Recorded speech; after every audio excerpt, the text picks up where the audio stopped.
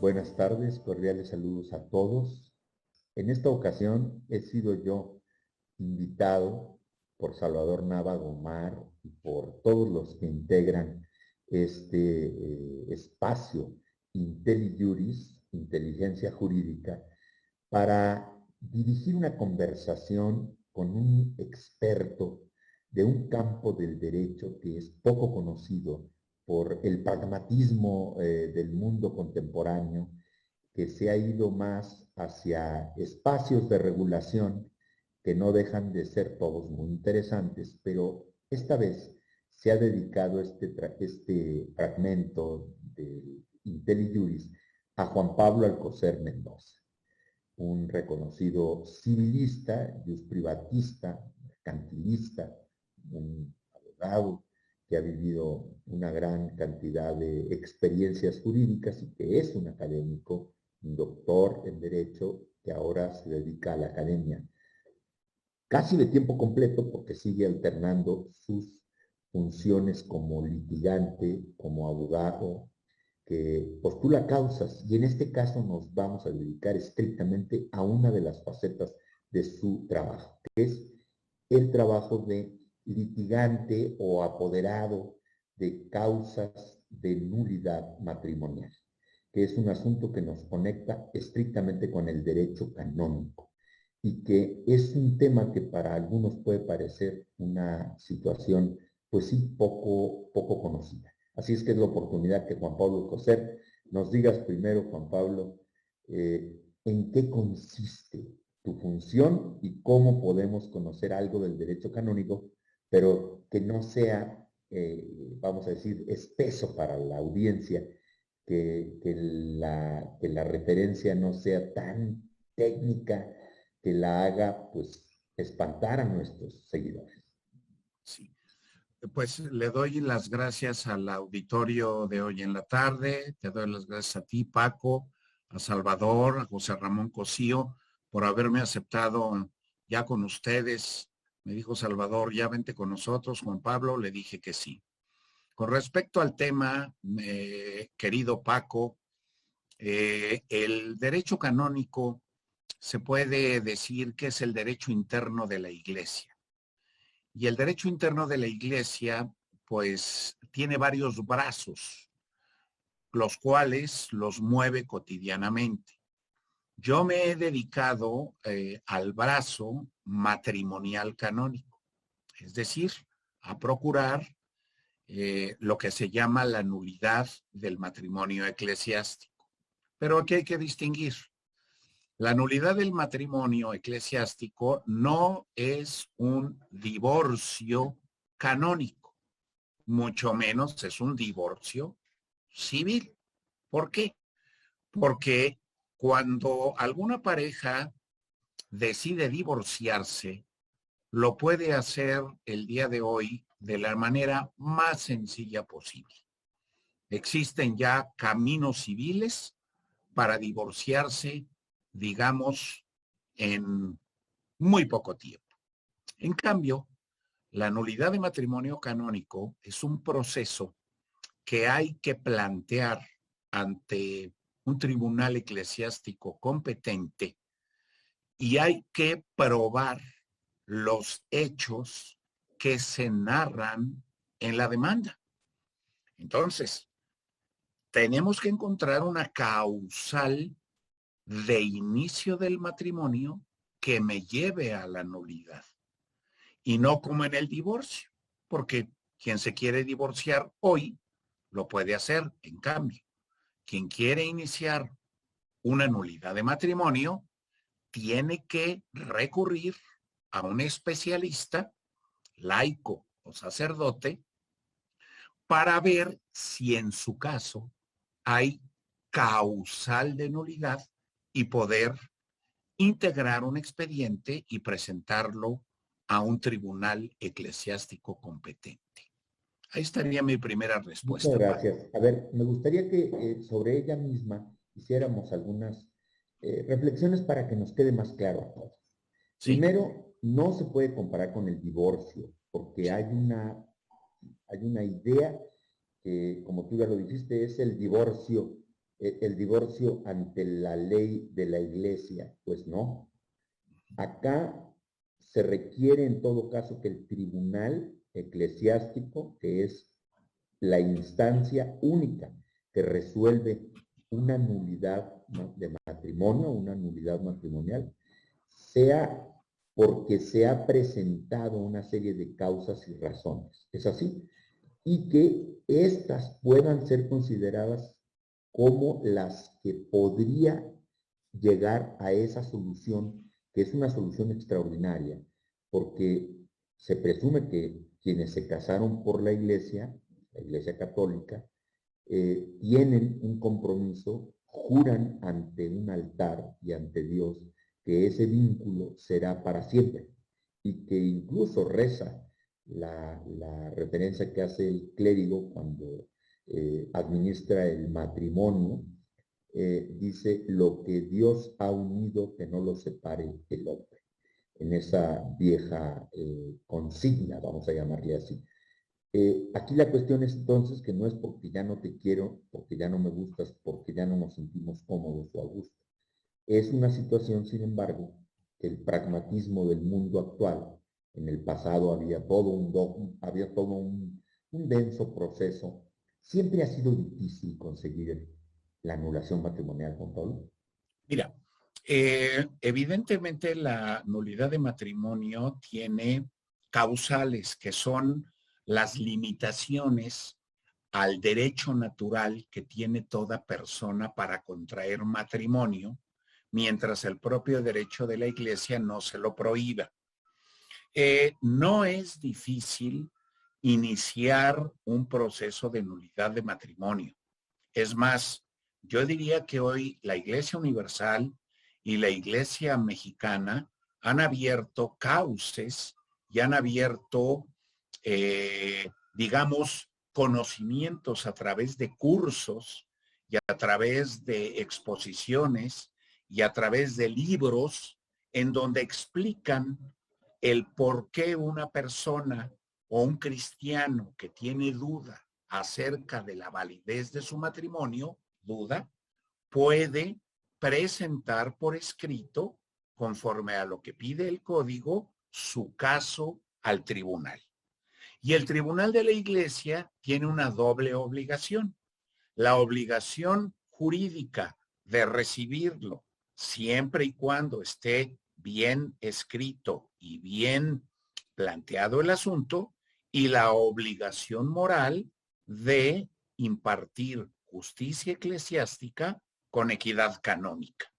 Pero no es difícil, es cuestión de estudiar los hechos sucedidos en el tiempo de las dos personas que van a ingresar o a litigar en el tribunal para identificar la causal y de ahí hacer un planteamiento que vendrá con pruebas, con contrapruebas, con contestación de la demanda, con alegatos de los abogados, con la intervención del defensor del vínculo sagrado, que es muy importante, Me gustaría para que nos dictar una estuviéramos sentencia. ahí, Juan Pablo, con Sí, ese defensor del vínculo, porque quienes han llevado o han vivido como consortes, bueno, consortes quizás es un término eminentemente jurídico y obedece más al derecho civil, pero al derecho familiar, pero más bien como esposos, porque ese es el término que se sí, reconoce en la esposos. iglesia, como esposos que enfrentan una situación de causa de nulidad matrimonial, que están a la espera de lo que éste resuelva. Y aquí, a diferencia del divorcio voluntario, ya cada vez es el más, vamos a decir, más cómodamente, el que más vemos de cada día. Sin embargo, aquí hay una problemática, porque de suyo hay un defensor del vínculo que va a oponerse, vamos a decir así, a que esto sea un contentillo, una mera cansancio, una fatiga del amor ofrecido, ¿no?, en el altar, y que esto no sea una solución de esas huidiza, Sí, cobardona, para sí. abandonar el vínculo matrimonial en gusto o en comodidad, ya dijo, hasta capricho de una de las partes. Mira, el defensor del vínculo sagrado recae el nombramiento tanto en un sacerdote como en un laico.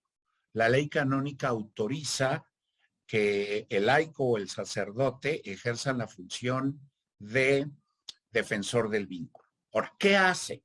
¿Cuál es su trabajo? ¿Cuál es su chamba? Perdón la expresión coloquial. Su chamba es analizar el expediente en concreto y dilucidar si lo que ve ahí en la demanda y en la contrademanda, en las pruebas sobre todo, practicadas a ambos consortes, hay o no rastros de matrimonio. Si él encuentra que no hay rastros de nulidad, es decir, que el matrimonio se llevó a cabo de una manera correcta y que el matrimonio vivió, sobre todo en los primeros años, de manera sana, de manera válida, pues va a tener que oponerse a la declaración de nulidad del matrimonio, dando razones jurídicas del por qué lo hace. Por el otro lado, la parte que quiere la nulidad podrá contestarle al defensor del vínculo sagrado con un escrito diciendo por qué sí los jueces deben de declarar la nulidad de un matrimonio concreto. Entonces, la figura del defensor del vínculo es una figura importantísima.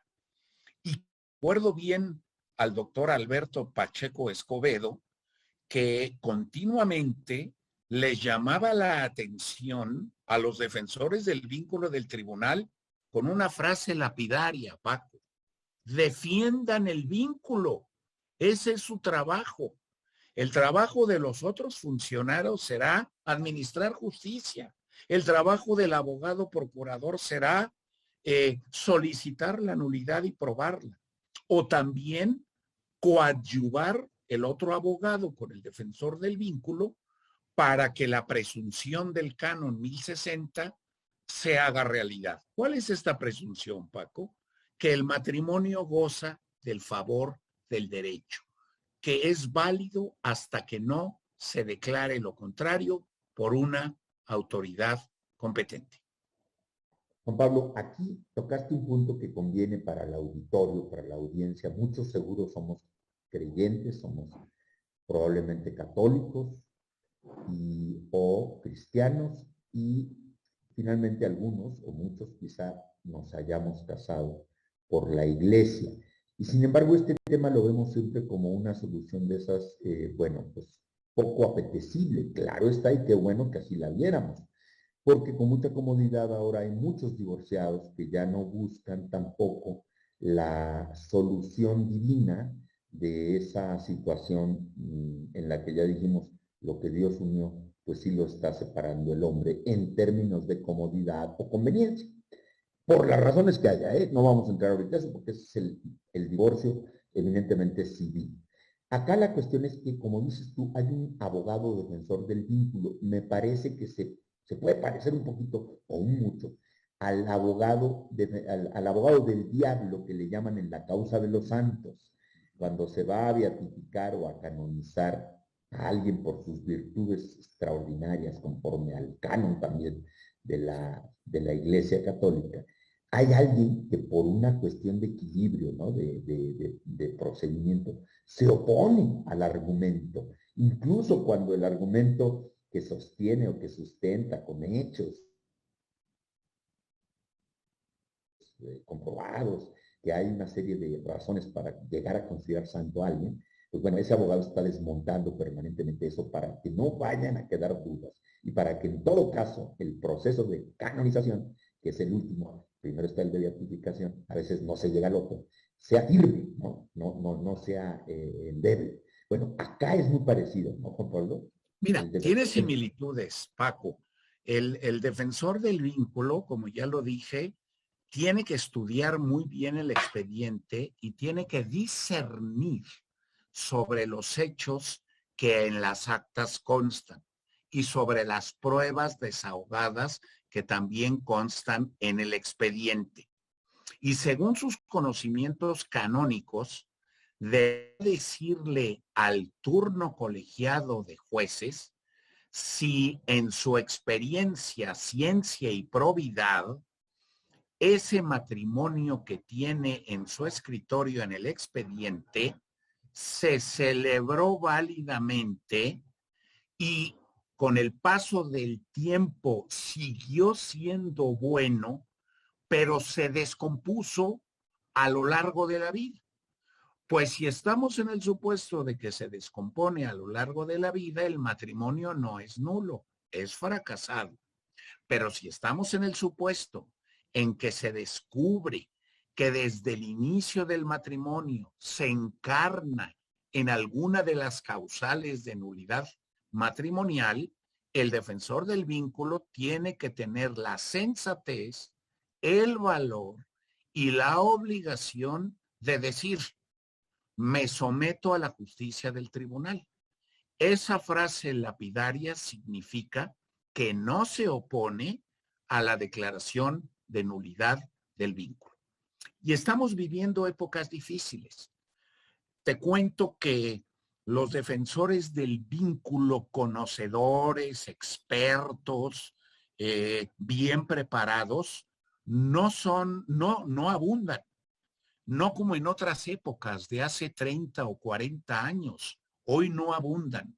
Hoy abundan, desafortunadamente, defensores del vínculo, desconocedores de la materia, inexpertos y que ponen en peligro lo que dice el canon 1752, Paco, la salvación de las almas, precisamente.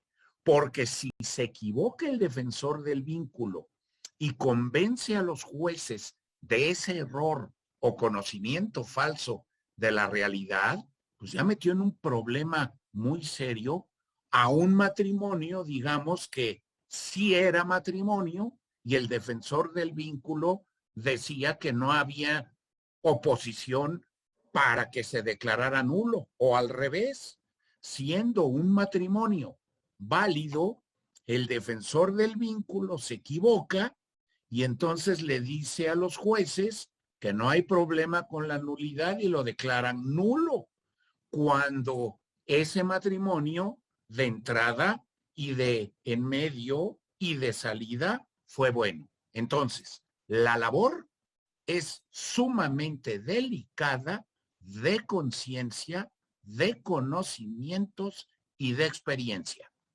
Juan Pablo, la verdad es que tú, como un experto y además como un abogado autorizado, ¿has sido tú alguna vez defensor de vínculo o solo has sido postulante o postulador, como se le llama en este caso, de la Sí, causa?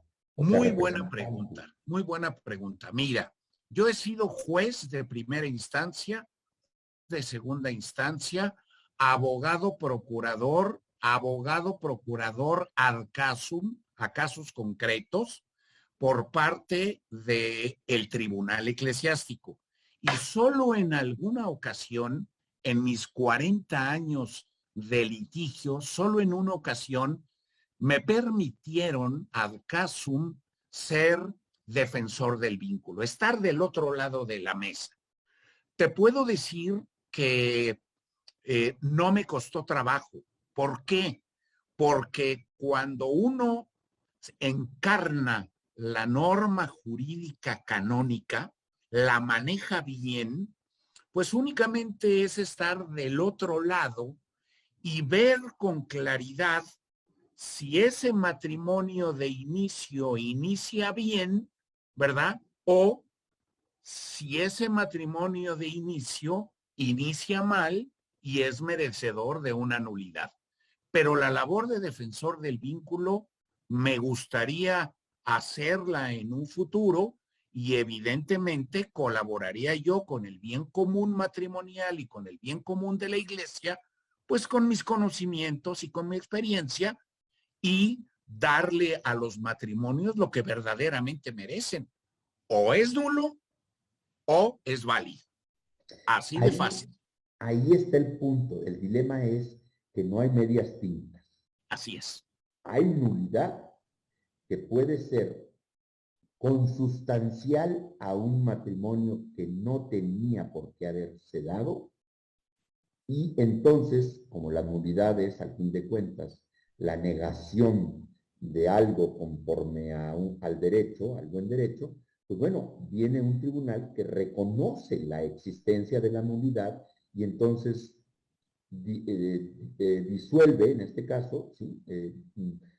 O no, anula el vínculo que se estableció formalmente, pero que materialmente no tenía pureza, no tenía Exactamente. validez, como tú lo dices, ¿verdad?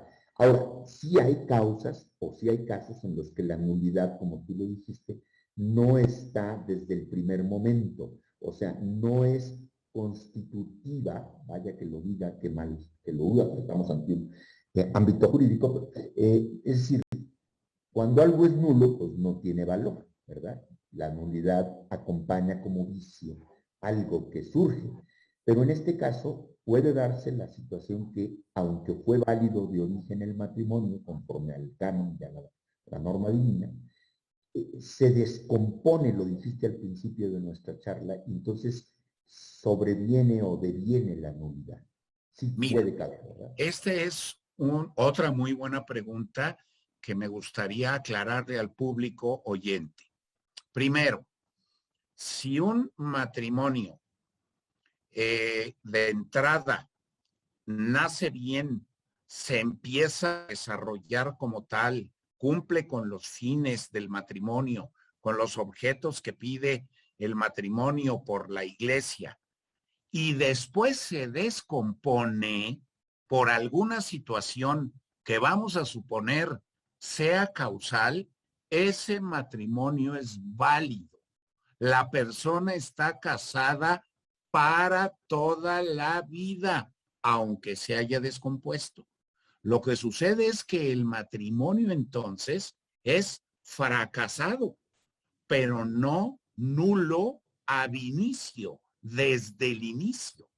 Entonces lo que hay que discernir, como decía el padre don Joaquín Escalante Cortina, hay que discernir con mucho cuidado los hechos que van a anteceder a un proceso de nulidad. ¿Cuáles son esos hechos, Paco? Bueno, la amistad de las personas, el noviazgo, cómo se llevó a cabo, la decisión de matrimonio, los preparativos de la boda, el matrimonio mismo, que los contrayentes son los ministros del sacramento. Aquí el sacerdote juega una función de bendecir y es un testigo de calidad, pero el sacramento se lo dan los propios esposos.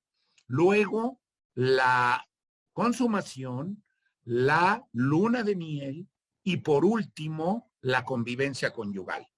Entonces, todos los funcionarios del tribunal, llámese abogado, notario, defensor del vínculo, juez de primera instancia, juez de segunda instancia, deben de focalizar con absoluta precisión los hechos de inicio de matrimonio, que por supuesto pueden venir desde la amistad y del noviazgo de atrás hacia adelante, deben de focalizarlo y deben de focalizar también si ese hecho narrado se prueba debidamente desde el principio del matrimonio, ab inicio. Por eso no se vale solicitar una nulidad de matrimonio cuando se ha comenzado bien, se tiene 2, 3 años magníficos y luego se fractura o se descompone. Ese matrimonio es válido porque hubo consentimiento matrimonial, Paco. Una vez me dijiste que una de las maneras más sencillas, pero más impactantes para reconocer que un matrimonio hubiese sido nulo es, dijiste, que no estuvo Dios. Desde la perspectiva, vamos a decir, filosófica, que no nos toca porque no somos ministros de culto y aunque tú seas un avesado experto en esta materia, desde luego que te has rodeado siempre de las formulaciones, como decías, citando a estos grandes y reconocidos ministros de culto, estudiosos de la defensa del vínculo y de la prosperidad de la fe a partir del matrimonio como sacramento, que es otra cuestión. Pero tú una vez me dijiste eso, es que ahí se comprobó que Dios no estuvo en ese matrimonio. Bueno, el asunto, más que filosófico, Paco, es teológico. Y es un asunto muy discutido entre los grandes teólogos europeos.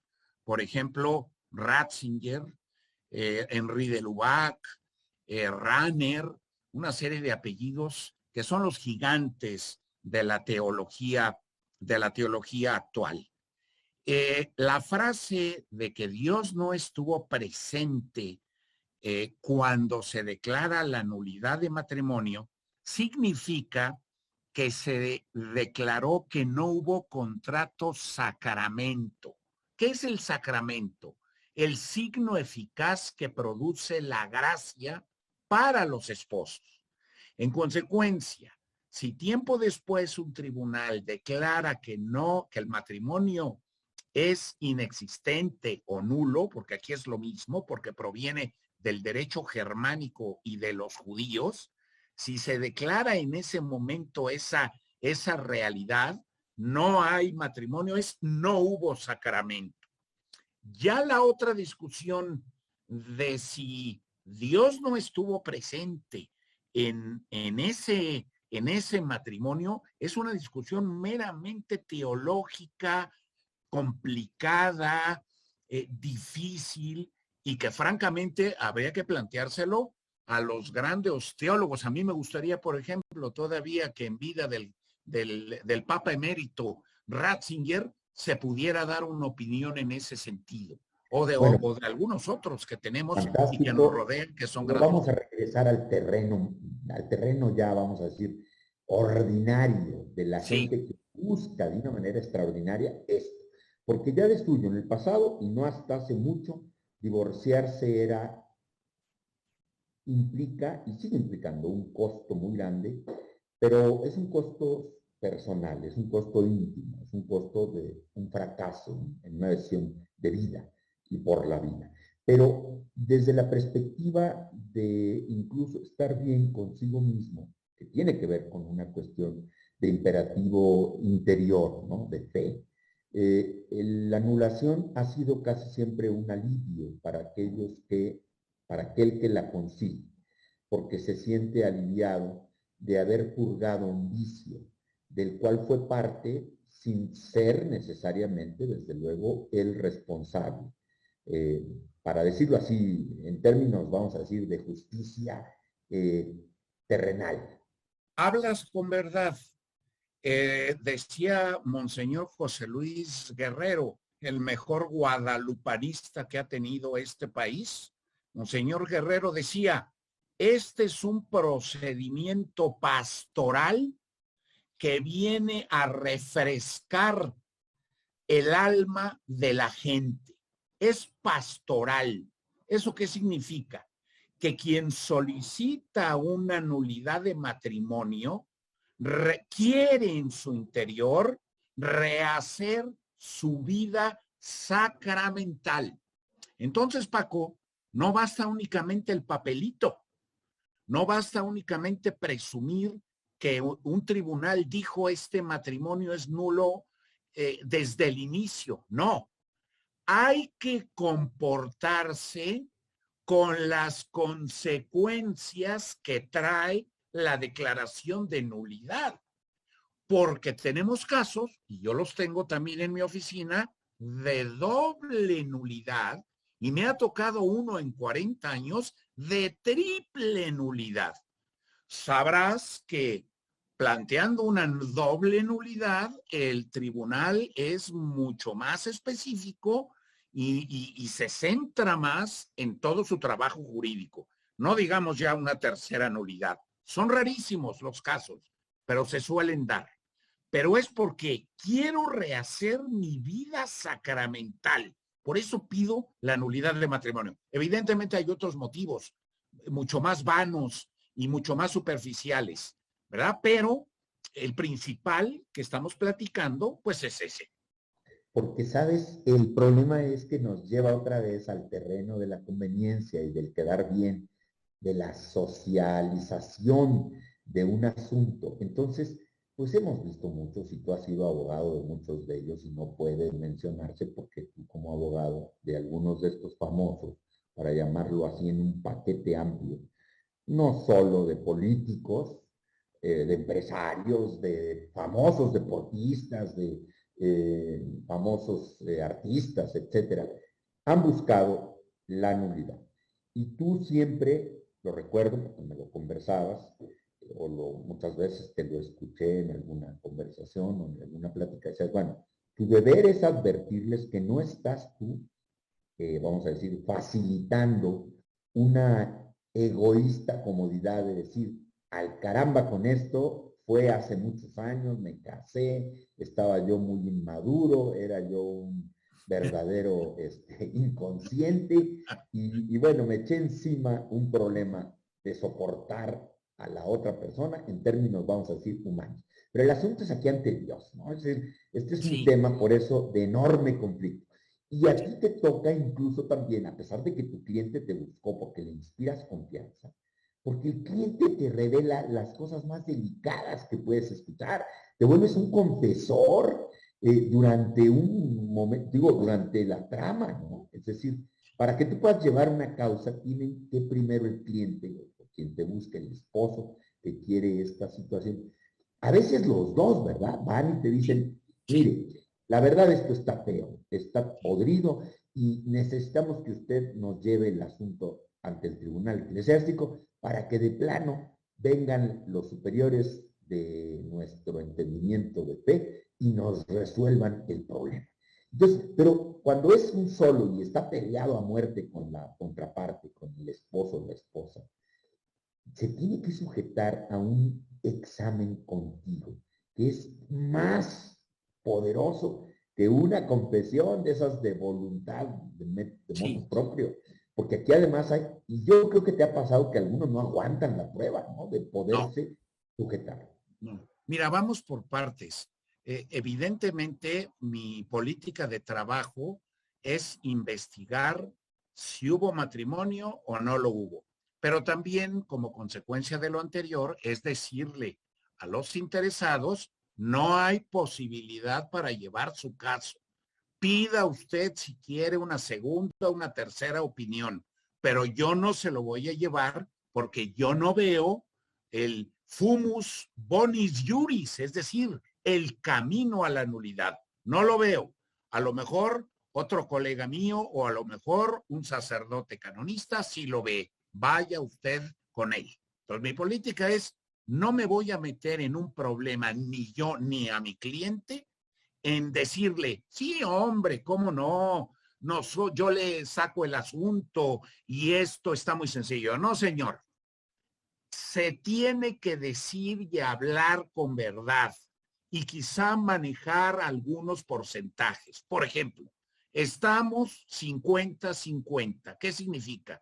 Con un 50% de que nos puedan otorgar la nulidad matrimonial, pero juega el otro 50% en donde podemos estar en la sentencia final, ¿no? Ahora, mencionaste tú un detalle muy importante, Paco. Los dos quieren la nulidad. Aquí hay que evitar el fraude a la ley de la iglesia y el fraude procesal. ¿Por qué? Porque se pueden poner de acuerdo en una determinada causal, venir a verme, engañarme, plantear al tribunal, engañar al tribunal y el tribunal dictar una sentencia que constale de la nulidad del matrimonio.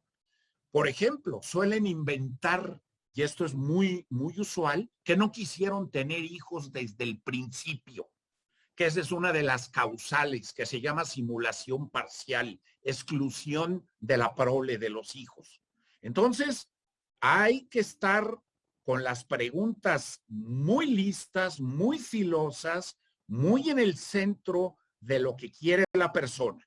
Dos, para evitar este tipo de fraudes a la ley, el romano pontífice en turno, Jorge Mario Bergoglio, quien tomara el nombre de Papa Francisco, expidió un motu proprio. ¿Qué significa esto? Es un escrito papal, digamos, intermedio entre las grandes encíclicas y los menores decretos. Pero en ese documento, el Papa autoriza a que las dos partes se presenten al tribunal siempre y cuando la versión de ambos sea absolutamente igual en puntos y comas, y que se tengan las pruebas de esa versión para poder comprobar que no están cometiendo fraude a la ley de la Iglesia. Y entonces el pontífice, a través de este documento, que en latín se llama Nitix Iudex Dominus Jesus, les autoriza, les hace una abreviatura de tiempos. Y entonces la nulidad, en lugar de tardarse un año, año y medio, 2 años, la nulidad puede salir en un par de meses, siempre y cuando se haya llevado conforme a las nuevas directrices que ha instalado en la ley procesal el Papa Francisco. Ahora, a mí nada más me ha tocado una causa con esta situación, en donde las dos partes en conciencia, y no nada más conmigo, sino frente a los ministros del tribunal, han declarado la verdad y han probado la verdad. Y el asunto salió en un par de meses. Pero no hay que abusar de eso, porque muchos de mis colegas lo primero que presentan es el procedimiento rápido frente al obispo, que esa es una de las novedades, Paco, que el obispo que ocupa la diócesis correspondiente y que tiene su tribunal eclesiástico, ese señor obispo es precisamente el que va a revisar la causa, el procedimiento, y le dará instrucciones a su presidente de tribunal o vicario judicial, lógico, para que le ayude, porque los obispos en la mayoría no son canonistas, pero quien va a firmar al final de todo esto es el obispo. Entonces es el procedimiento abreviado. Perdón, pero es inevitable remontarnos a casos, sin mencionar aquí algunos. Pero en la figura de los políticos y de los presidentes de la República, de los primeros ministros, siempre regresa aquel presagio, aquel recuerdo de la ruptura de Enrique VIII por pretender la nulidad de su matrimonio con Catalina y precisamente por casarse por conveniencia y por otras razones humanas más que, desde luego, piadosas, con Ana Bolena. Entonces, aquí hay un dato que siempre acompaña esa mordacidad inevitable en la política, que cuando un político, vamos a decir, de peso mayor, como un presidente, un primer ministro, que pueda tener, es un rey incluso de los tiempos nuevos, no esos reyes absolutos que hubo en el pasado, como lo fue Enrique VIII, pero un rey incluso ahora que pues, puede estar, como pasa con los reyes estos muy, muy traviesos, como el de España, el rey ahora emérito, Juan Carlos, que era verdaderamente, fue verdaderamente un rey complicado, controversial. Pero aquí el asunto es, siempre viene a cuenta, cuando ha habido casos así, a los propios ministros de culto y a los propios obispos de la diócesis, se ponen preocupados porque aquello fue la involución de la Iglesia Católica, la extinción de la Iglesia Católica prácticamente en Gran Bretaña. Mira, acabas tú de tomar un dato histórico interesantísimo. La Iglesia anglicana surge por una nulidad de matrimonio no concedida a Enrique VIII. Y como tú bien lo dijiste, estaba casado con la española Catalina de Aragón, la cual le había dado 2 hijas, pero no hijo para sucederlo en el trono como heredero. Y entonces hace de las suyas y seduce y se enamora de Ana Bolena y solicita la nulidad de matrimonio a la Santa Sede de ese entonces. Y nada más y nada menos que el cardenal Wolsey fue el encargado de instruir precisamente la causa. Y aquí surge también la figura de consejero de Santo Tomás Moro, que Santo Tomás Moro no estaba de acuerdo, como buen jurista que era, en que se declarara la nulidad de ese matrimonio. Pero el poder imperial de Enrique VIII empujaba a las autoridades eclesiásticas de la época para que se declarara la nulidad. No fue así. Y entonces el berrinche del monarca fue decir, pues me separo de la Iglesia de Roma y fundo mi propia religión, y así surge el anglicanismo en la Gran Bretaña. En la actualidad es tan interesante llevar una causa de nulidad de matrimonio, por ejemplo, de un presidente de la República en funciones, por ejemplo, de una primera dama también, digamos, en funciones, porque la presión del Estado al abogado que está procurando el asunto es tremenda. Y si nos vamos a tiempos mozos, Paco, tú eras mi asesor, ¿verdad? En ese sentido, cuando a mí me tocó trabajar asuntos tan delicados como estos, la presión. Y luego la presión del otro lado por parte de la autoridad eclesiástica que quería, de buena fe, quedarse con el asunto porque se trataba de un presidente de la República y de una primera dama. Afortunadamente, las cosas se movieron como se debían de mover y afortunadamente la causa del señor presidente se fue a Roma, como dice el Código de Derecho Canónico, que las causas de presidentes, primeros ministros, reyes, princesas, jefes de Estado en funciones, el juez es el Papa. Y el Papa nombra a 3 rotales de la Rota Romana, que es un tribunal de apelación, para que estudien y decidan el caso. No me imagino al defensor del vínculo que nombre, que debe ser un hombre de un gran poderío intelectual y de una dureza de mano para decidir sobre la nulidad de un presidente en funciones. En cambio, cuando se trabaja la de una primera dama, se trabaja precisamente en la diócesis que le corresponde, vamos a suponer que es la Ciudad de México, pero también hay muchas presiones. Hay presiones porque hay gente que no le parece que esa primera dama consiga la nulidad de matrimonio. Y entonces lo critican a uno terriblemente, los medios de comunicación impresos, ¿verdad? En donde uno parece que se está prestando a algo indebido.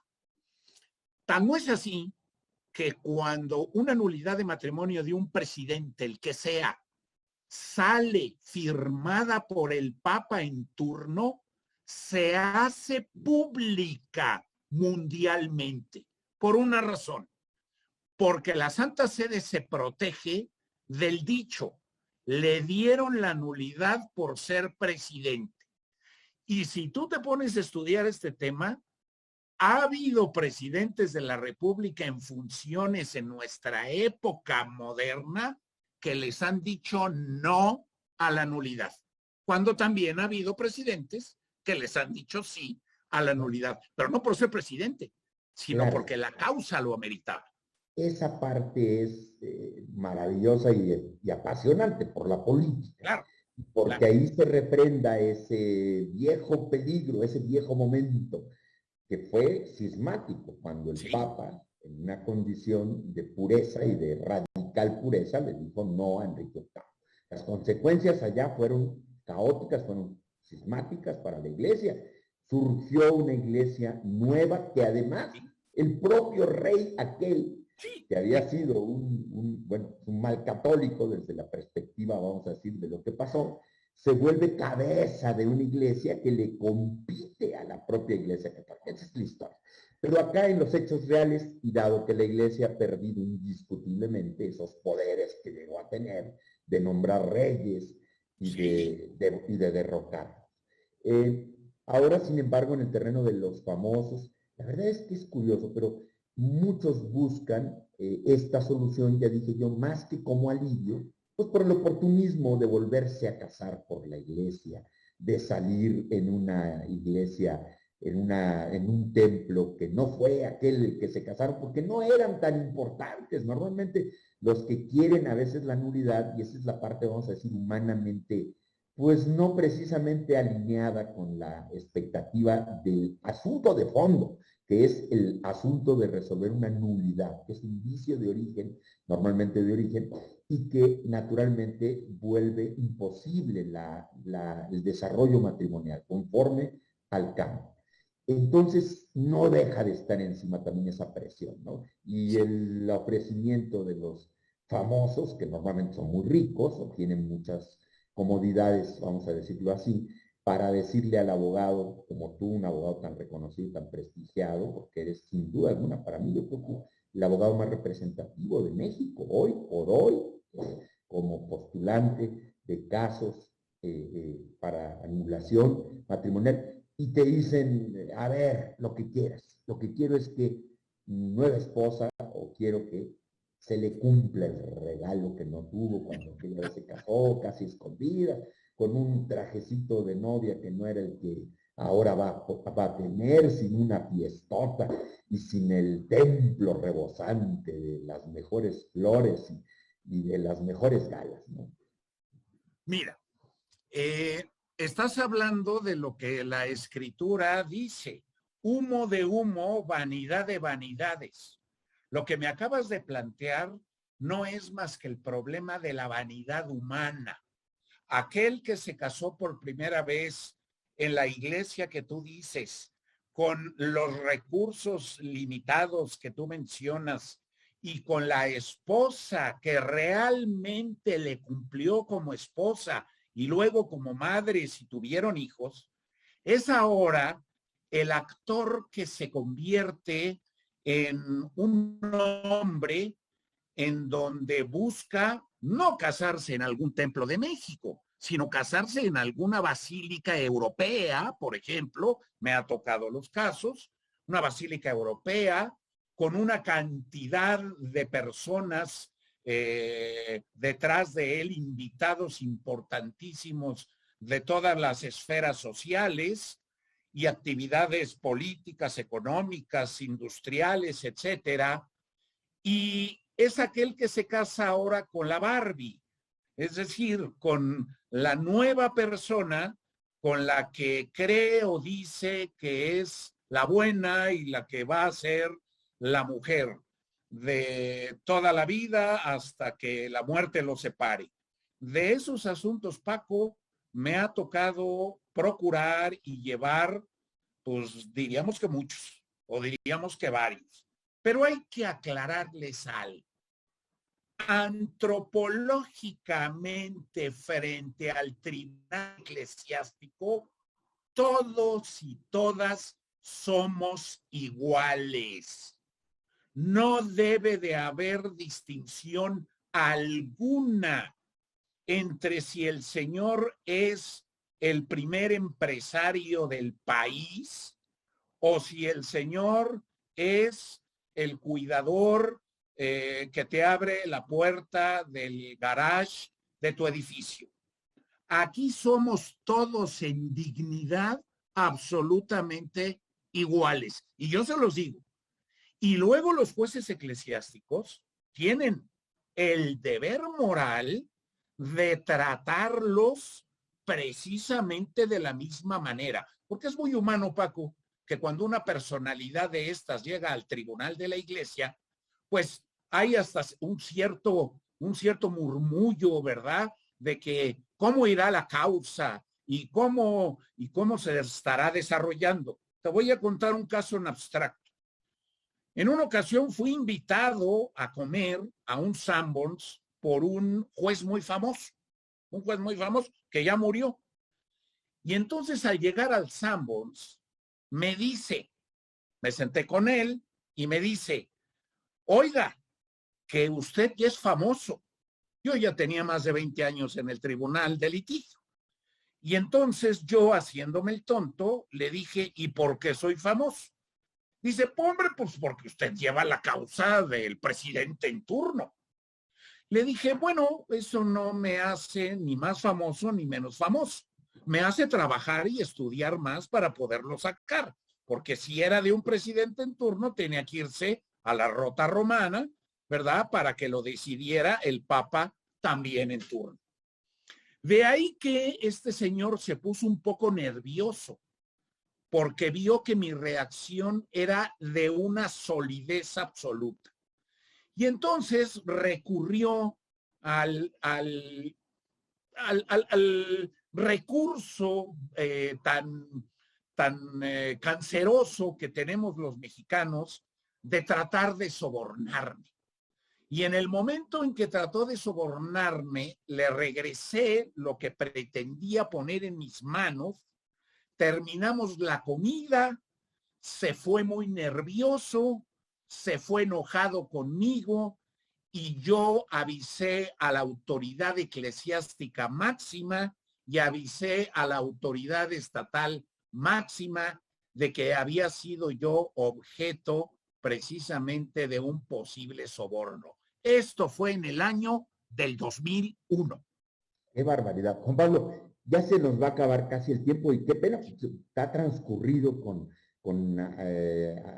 vamos a decir, con rapidez. Ha habido muchas preguntas. Me gustaría hacerte unas rápidas, así por pronto.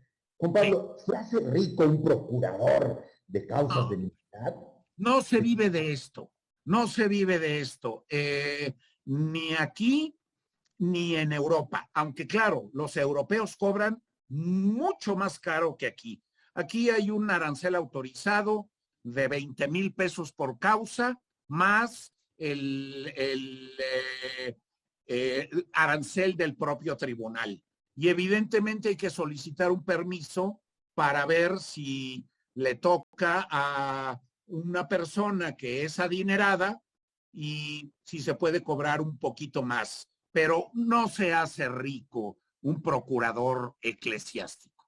Hay otra pregunta. Cada vez es cierto, aunque las bodas son muchas y tiene uno familia y uno es, pues sí, forma parte de familias de fe. Y pues bueno, las bodas de todos los parientes y son permanentes y muy comunes. Pero cada vez, lo dice la estadística, se casa menos gente por la iglesia y experimenta al menos una primera etapa con la boda meramente civil. Entonces, esto desde luego yo no lo puedo probar, pero es una percepción que podemos tener.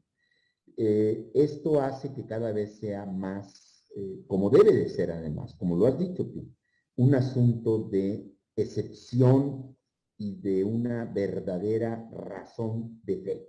Porque, como bien dijiste, quien consigue una nulidad matrimonial tiene que demostrar que busca eso para vivir plenamente su fe. Es así, ¿verdad? Sí, incluso, porque es volver a los sacramentos, es volver a la vida sacramental quien está en la tesitura de que ya tiene la nulidad de matrimonio en la mano. Te lo decía, no se trata de andarla presumiendo, sino de fortalecer la gracia, ¿verdad?, del matrimonio y de fortalecer la fe en que se declaró una nulidad, que sí lo era, y que ahora se va a vivir conforme a lo que pide la iglesia con la nulidad declarada. Y aquí voy, pero entonces prácticamente todo aquel que consigue una nulidad también debe demostrar que quiere vivir otro matrimonio o que quiere vivir en matrimonio o no. Porque yo aclararía que va a vivir el primer matrimonio, porque el anterior, cuando fue declarado nulo, significa que no hubo nada. Entonces, quiere vivir su primer matrimonio, quizá con una ventaja, Paco, que esté más maduro y que ella esté más madura y que hayan experimentado tales situaciones de golpeteo en la vida que crecieron en su espiritualidad o crecieron en sus conocimientos y que crecieron para verdaderamente, ahora sí, formar un matrimonio válido. Me da mucho gusto a mí, Juan Pablo, que me hayan permitido en IntelliJuris, nuestros amigos connotados y reconocidos juristas, constitucionalistas, que le den espacio a esta faceta del derecho, porque este no es un asunto de rezos y responsos y rosarios. Este es un asunto, como hemos oído, de juridicidad, claro, de una juridicidad que se encuentra sustentada en el derecho canónico, pero en un Estado democrático como el mexicano todavía, y en el que está muy de claro que hay separación de iglesia y Estado, con mayor razón es jurídicamente indispensable que haya expertos y no charlatanes baratos e irresponsables que engañan, timan y muchas veces provocan expectativas que luego el tribunal no necesariamente satisface. Pero también nos has dicho, y qué pena nos da a los católicos, aunque no seamos ejemplares como católicos, yo lo digo abiertamente, que tengamos ministros de culta como ese que de una manera pues lo burda. tan burda y queriéndote a ti chantajear o prácticamente sobornar. Eso debe dar vergüenza. Esa es parte también de una pena que vive la Iglesia en sus procesos internos de descomposición, porque la Iglesia siempre también se ha dicho es de pecadores, de justos y pecadores. Pero yo quiero cerrar con esto diciéndote, Juan Pablo, ¿tú crees que has ayudado desde esta perspectiva con los casos que has llevado y has sido factor del alivio ese moral, desde la perspectiva moral religiosa, de aquellos que han conseguido el vínculo? ¿Te sientes en ese sentido tranquilo como un abogado que ha jugado un papel tan delicado respecto de ellos durante la trama de sus nulidades, cuando han conseguido desde luego la nulidad y cuando no, para acabar? Mira, mi conclusión y mi aportación con el cual planteo mis asuntos. Una solidez jurisprudencial de la Rota Romana con el cual también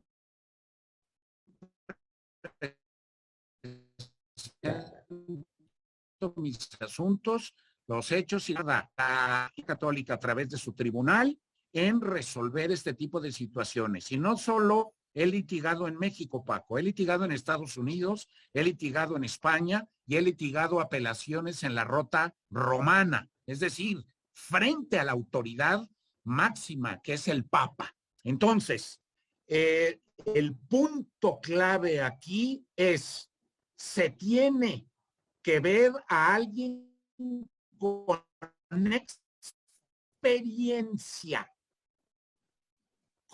experiencia foral. Paco, yo me hice autodidacta a los 22 años canónico y eso lo narro en un libro que se llama Epítome Biográfico en el Tribunal Eclesiástico de México, en donde voy personaje por personaje diciendo la verdad de lo que viví y de lo que padecí. Pues yo me siento muy orgulloso de conversar contigo en público y de extraer de ti tan maravillosas, tan atinadas y tan sinceras respuestas. Porque en esto, como en todo, cabe ser congruentes. Tu congruencia profesional, tu solidez y sí la singularidad de un abogado que tenga los arrojos de siendo un buen civilista y mercantilista y de siendo un buen profesor de universidad apegado a la ciencia jurídica, también haga que se entienda que la ciencia jurídica también tiene una parte relacionada con este campo que todavía es poco conocido. Te mando un abrazo muy fuerte, agradezco a IntelliJuris que nos hayan dado espacio, a Salvador Nava, al ministro Cosío, a Pérez de Hacha, a nuestros queridos abogados reconocidísimos, encumbrados, y que nos hayan puesto a ti y a mí, con esa amistad que además nos une, al margen de ello, a dialogar frente a todos. Pues Nos yo vemos. tendría también la oportunidad de despedirme primero de ti, que hemos tenido un diálogo muy fructífero. En segundo lugar, a IntelliJuris, a Salvador Nava, a don Pérez de Hacha, a José Ramón Cosío, y que avisarle al público que me toca dar 4 o 5 clases en el mes de noviembre sobre diversos temas que ya el temario lo tiene mi querido amigo Pérez de Hacha. Entonces, no me despido, sino es un hasta luego y nos vemos en noviembre en las clases concretas. Mi querido Pues ahí espero que te siga, porque hubo mucha gente interesada, nos están felicitando, pues que hubiera yo querido leer sus mensajes, pero muchos de ellos son, casi todos prácticamente, afortunadamente, de reconocimiento y de gratitud por lo atingente y lo conveniente de esta charla. Nos vemos y espero que otra vez los amigos de IntelliJuris a hacer este papel de entrevistado. Gracias de verdad. Muy bien. Hasta pronto, Juan Pablo. Gracias al público y a ti.